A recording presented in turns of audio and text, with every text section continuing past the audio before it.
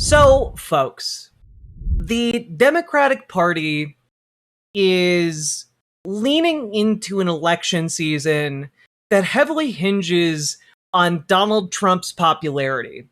And, well, bad news for Donald Trump on that front. Fresh new polling on the president's popularity, but not as far as the president is concerned, fresh like a daisy. With us now, CNN chief data analyst Harry N. This doesn't smell good. No, the cake is getting baked, and what's being baked ain't daisies, I'll tell you that much. I mean, just take a look here. Okay. Man, the vibe, Harry Enton, man, has weird vibes. Trump's not approving. You know, a lot of stuff has happened over the last few months. Has any of that really lifted Trump from record lows for these given pollsters or second record lows? Not really. I mean, just take a look here. The Washington Post, his all-time lowest was minus 25 points back in April in terms of his net approval rating. It's approval minus disapproval. Now it's the second worst, tied for the second worst of all time at minus 24 points. CNBC was at his second lowest level at minus 18 points. And now he's at the record low for him in CNBC, minus 19 points. When you put it together, what essentially is going on is there are a lot of events in the world, but this cake, as we get closer and closer to the midterm elections, is starting to look at least a little bit baked here. All right. Starting to look like it's got at least a little bit of dookie on it. I mean, I suppose you could say if you're a Republican, the good news is it's not getting worse, but you actually need it to be getting better. Correct. These are horrible numbers, Johnny B. So put it in historical perspective. Yeah, just how horrible are these numbers? I mean, it's the worst this century for a president at this point in his second term when you look at an average of the CNBC and Washington Post polls. I mean, we're talking about right here, the average of CNBC and Washington Post, minus 22 points. Barack Obama was underwater, but not anywhere near this level. He was at minus 8. And George W. Bush, in the middle of the Iraq War, when that was going south, he was at minus 20 points. So at this point, Donald John Trump is, in fact, holding the record for the lowest net approval rating for a president in a second term at this point in the second term. Man, the fact that you're doing worse than George W. Bush at the height of the war on terror, when it became clear that he had lied about weapons of mass destruction in order to get us into this. Like, the fact that Trump has worse numbers, they're the worst numbers anybody's ever seen. Of any president in the 21st century. And if you think that's bad. And if you think this is bad, what is driving this number? It's independence, baby. It's independence. Look, all time worst at this point in a second term net approval rating among God, by the way, behind the scenes at CNN, Harry Enton is considered like some kind of god. You know? Like, you know that he's like treated as like the studio hotshot. I feel it in my bones. I don't know anybody who knows him, but like, I get that vibe from CNN. Where, the same network that's like, Wolf Blitzer is our most coveted asset. We must protect him at all costs. Donald John Trump, this segment has been about baking. He takes the cake at minus 45 points among independents, even worse than Richard Milhouse Nixon, who was about to leave office because of Watergate, who had previously held the record at minus 37 points, and the aforementioned George W. Bush at minus 31 points. Donald John Trump, the worst ever rating, net approval rating, with independents at this point in a second term. By the way, can we just one, you need to win independents if you want to win anything in the Republican Party. Number one.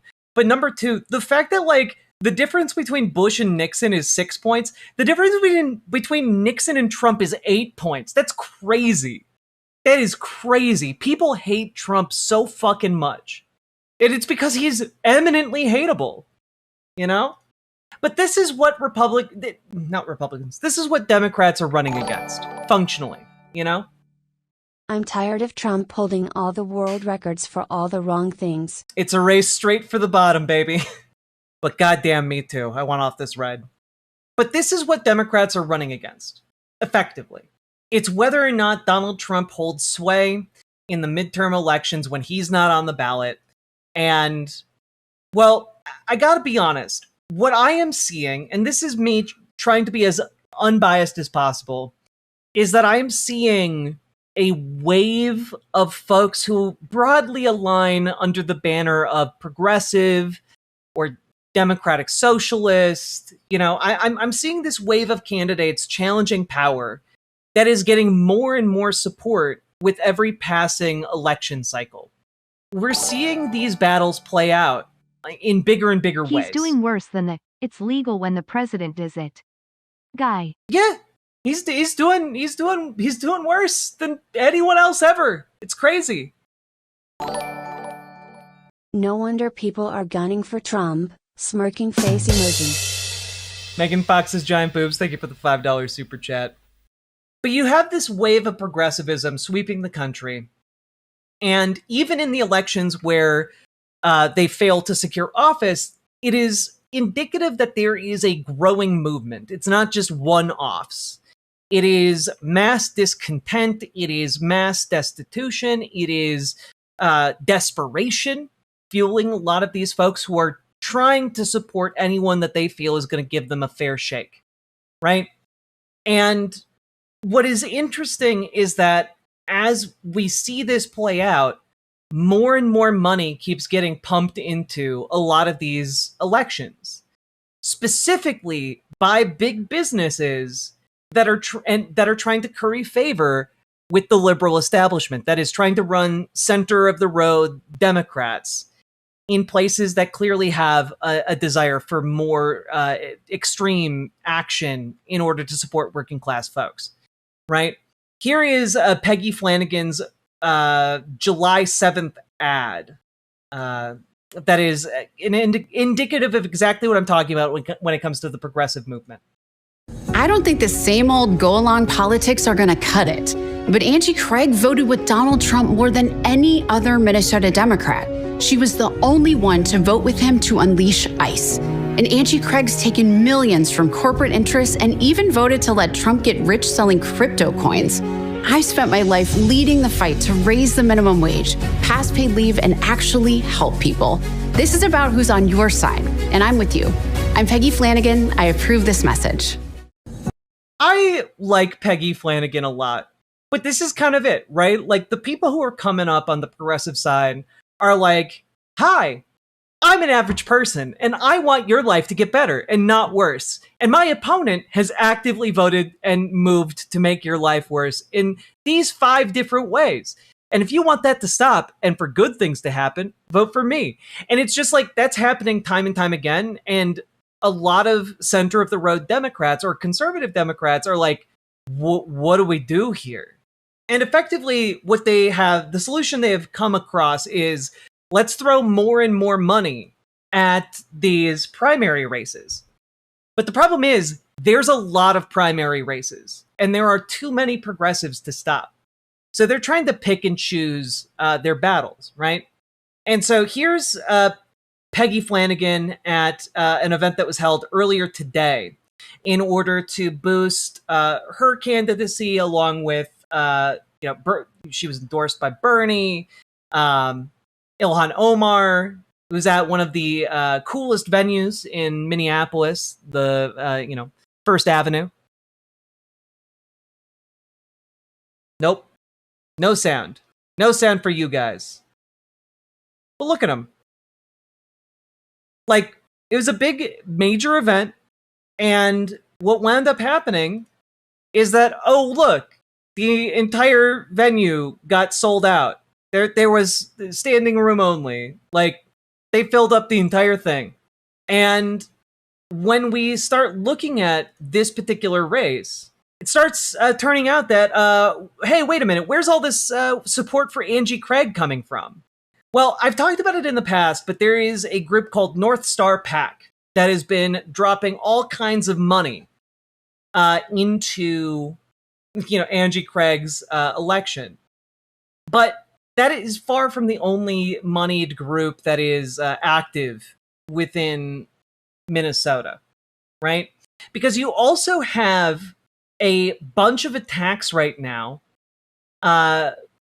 funded by lobbyists in Minnesota, big money donors, to attack Omar Fateh. Now, I don't know if many of you remember Omar Fateh, but he was running to be mayor of Minneapolis a while back. He lost to Mayor Jacob Frey.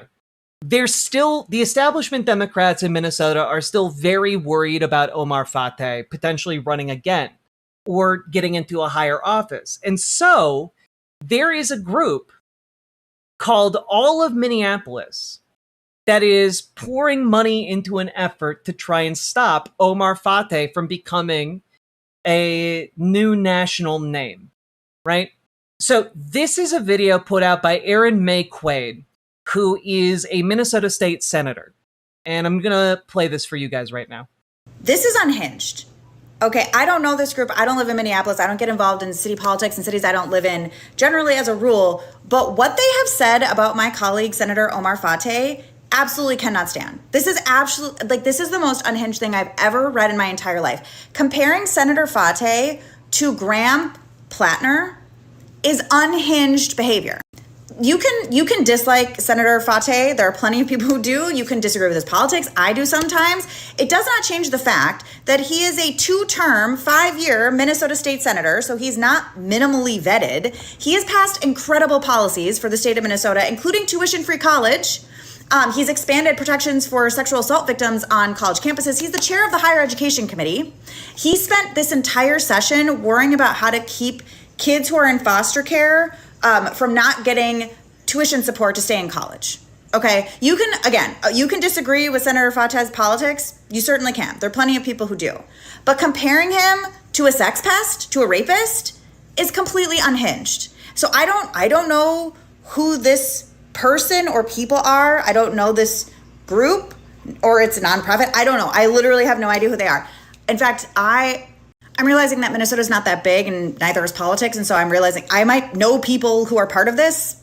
I mean, I don't know that they're part of it, but I might know people. If you know me, if I know you personally, call me so I can ream you out personally, because this is completely unhinged and it is uncalled for.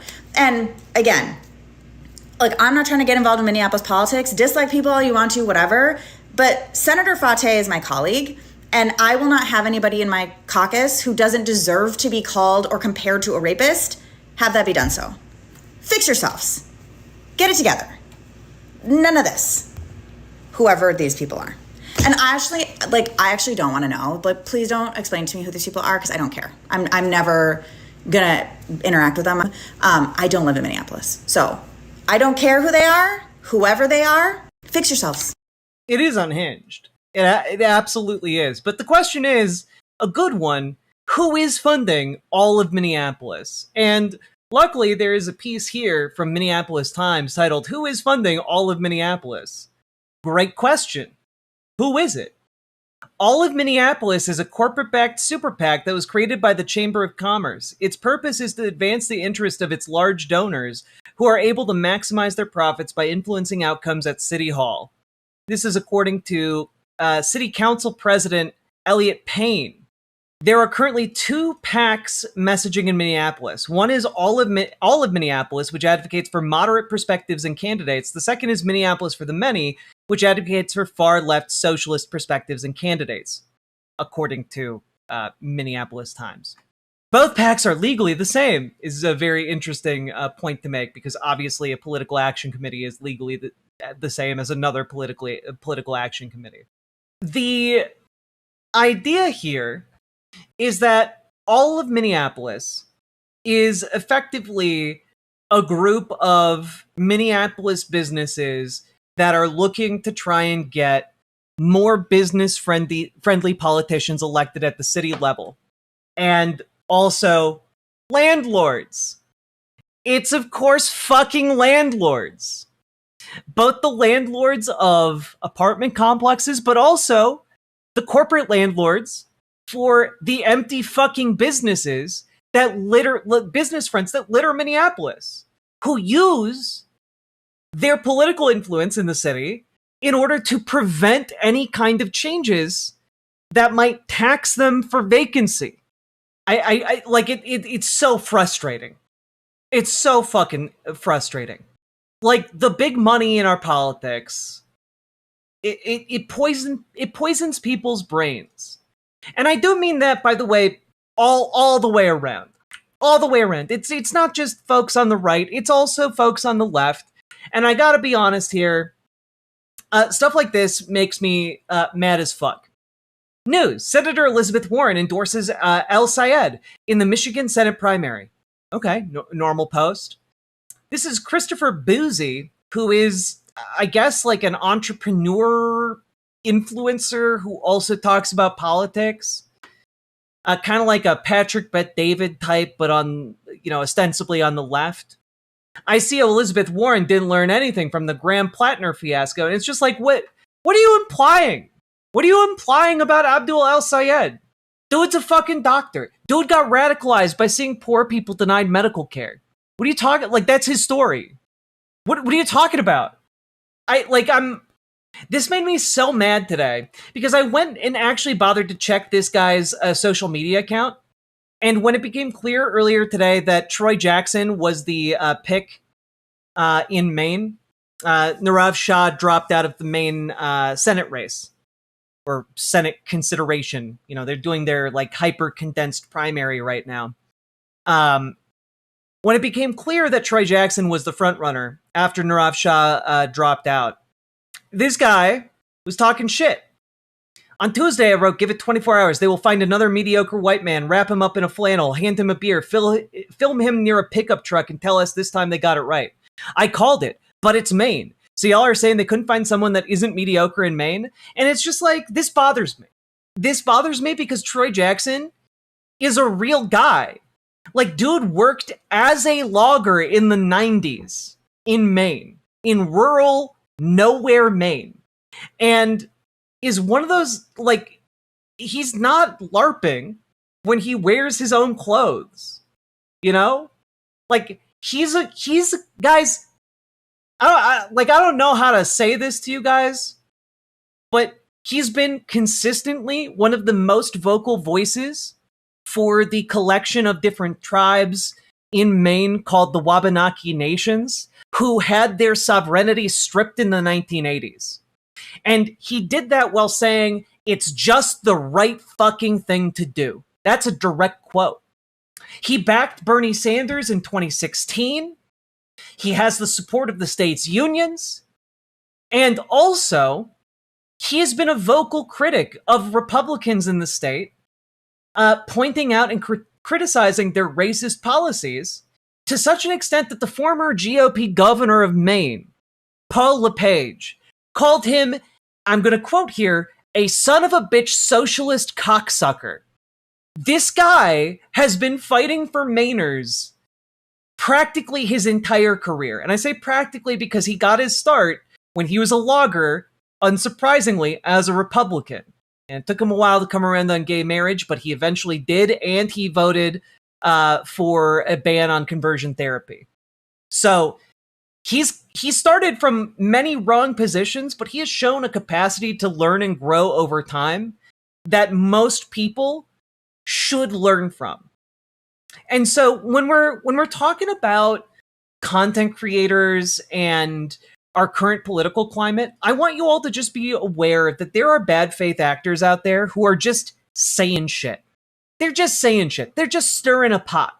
It also very, very much bothers me that we have effectively this situation here, another Graham Plattner fiasco. The only thing he could possibly be referring to is either he thinks that Abdul El Sayed is a secret rapist, or he's Muslim. And that's the other secret thing that's bad about him, right? Like, when we're talking about people stirring the pot and trying to divide the Democratic electorate, this is the kind of shit, like, in the past, feds would pay people to do. Feds don't have to pay people to do it anymore because those people can just go out and be content creators and get a bunch of clicks from conservatives. Or, even get a conservative sugar daddy or something. It's gross. It's grotesque. But it is part of the ongoing battle between progressives and, conservative Dems.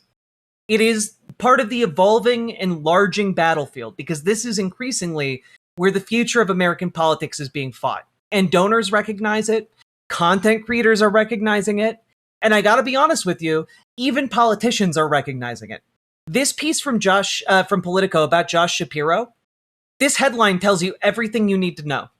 Josh Shapiro goes big for down ballot Dems. Why is Josh Shapiro doing that? It's because Josh Shapiro is looking to shore up his support, because he's looking at a possible presidential run. And when you see a politician making a very out of character or potentially out of character, newsworthy effort to help down ballot races, they are doing that to curry a political favor that they are going to cash in at some point down the line. And for Josh Shapiro, that certainly looks like his attempt to run for the presidency. And we have all of this going on, and then you have like Haley Stevens is out here trying desperately here to attack Abdul El Sayed in Michigan as well. And it's very, very funny. Here's Haley Stevens. Well, Abdul held a campaign event in GR today talking about money in politics. He didn't mention who's putting money in his pocket. So we decided to take to the air to ask the question, what are you hiding, Abdul? Michiganders deserve transparency. That's my purse. I don't know you. There we go. Nailed it.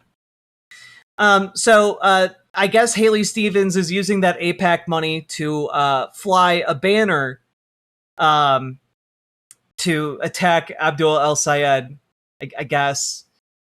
But if you'll notice here, if we zoom in a little bit, is it just me? Or is the font a little strange around PFD? It's a little weird looking. Wonder why it's a little bit bolder than the surrounding text. PFD, it's his personal financial disclosure. Because effectively, they're trying to say, oh, Abdul El Sayed is a secret millionaire because but he doesn't want people to know because he hasn't done his financial disclosure yet. And his answer is just, well, our tax situation is complicated with my wife and I filing jointly because my wife owns some rental property in India. And we that tax situation is difficult, so we haven't filed the financial disclosure yet, which seems to me a perfectly fine reason. I hope he launches it, releases it soon. But the funny thing about that banner is that there are actual pictures of it floating around, and wouldn't you know, here's one of them. What are you hiding, Abdul? Release your PDF. The Haley Stevens campaign misspelled PFD and used Photoshop to try and correct it in her attack post on Twitter. This is where we're at in Democratic politics, I guess. You got to take all that big donor money to pay the big bucks to have Photoshop on your computer, And here's the other problem for establishment Democrats, right? You're trying to make the case, if you're an establishment Democrat, that you are able to offer something better with status quo, business as usual politics. But one of the problems is that that was the message from Biden. Joe Biden ran on status quo establishment politics. His whole campaign appeal was bringing us back to normal, right? And I want to give a shout out here to this New Yorker piece, which was published today. And rather striking image here. How Biden enabled Israel's aggression toward Gaza and Iran. Top officials from the previous administration now express regret over their failure to rein in Netanyahu. And this entire piece is effectively a bunch of former Biden guys trying to say, oh, it was all Joe Biden's fault what happened in Gaza and what is happening in Iran. And the problem is, a lot of them were very complicit with everything that happened. I just want to highlight this piece. Allowing the Red Cross to visit detainees during a war or an occupation is one of the brightest lines established by the Geneva Conventions. Yet, after October 7th, Israel, for perhaps the first time in its history, fully blocked the organization's access to Palestinian detainees from Gaza and the West Bank, putting it in the company of pariah states such as North Korea and Eritrea, I think it is. Eritrea. Even the warring factions in Yemen allow Red Cross visits. Spoljarek noted that humanitarian groups and journalists had reported a massive surge in the number of Palestinians in Israeli prisons. At least 1,000 had been released back into Gaza, and many of them gave accounts of torture, even though the Israeli military had concluded that they were not Hamas fighters. The Times reported that one released detainee, a law student named Fadi Bakr, described being beaten so severely that his genitals turned blue and blood still appeared in his urine weeks later. He said that Israeli guards had played music so loudly that one of his ears bled. An Israeli military spokesman told the Times that the captors followed Israeli and international law and played music at a low volume to prevent detainees from coordinating. But the Red Cross couldn't address such allegations. Spoljarek said that Israel had suspended all legal operational dialogue.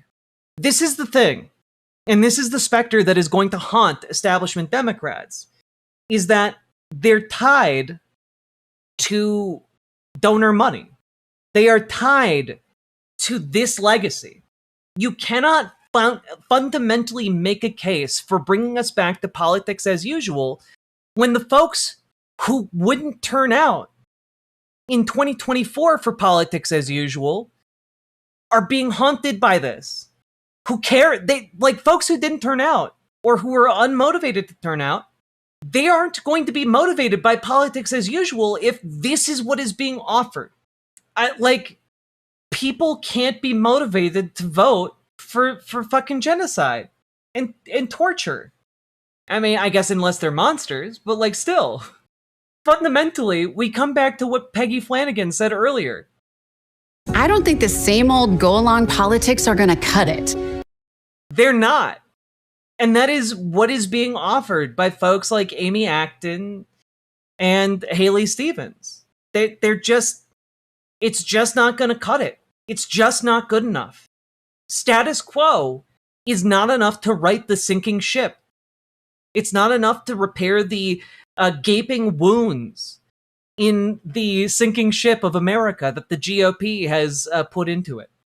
We need actual goddamn change.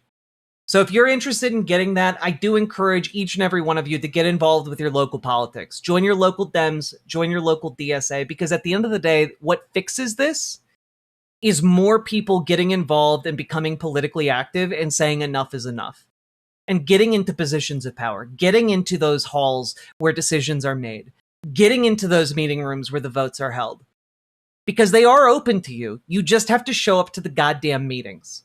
So folks, if you are willing to show up to the goddamn meetings and do the work, join your local Dems, join your local DSA. If you need help, we can help you do that. Join our Discord, reach out to GamerG for help joining DSA, reach out to Dragonfly for help joining your local Dems. Folks, we can make change happen. You have agency. They would not be spending tens of millions of dollars, hundreds of millions of dollars lobbying to get you into a state of silence if your involvement did not matter. So get involved. And, we will help you. All right. And all that being said, if you got anything out of this, hit the like button, hit the subscribe button, leave a comment. Comments really, really help in the algorithm. Let me know what you thought was interesting about the vid. And last but not least, folks, consider checking out Imogene Olivia. Gender euphoric lingerie designed from the ground up for trans femmes, tested with cis men, cis women, non-binary folks. It is comfortable, sexy, non-tucking lingerie. Go check it out. And we just got a full restock. We have a new color. There are 2 new sizes. Go check it out. ImogeneOlivia.com. Link down in the doobly-doo. Let's keep on going. Riverboat Jack is coming to town. All the viewers gather round. Twitch and YouTube is where she streams. All that content is bursting the scenes. Politics, gaming, and plenty more. Her sense of fashion you'll adore. So grab your stuff and hop aboard. We're going straight to Jack's Discord.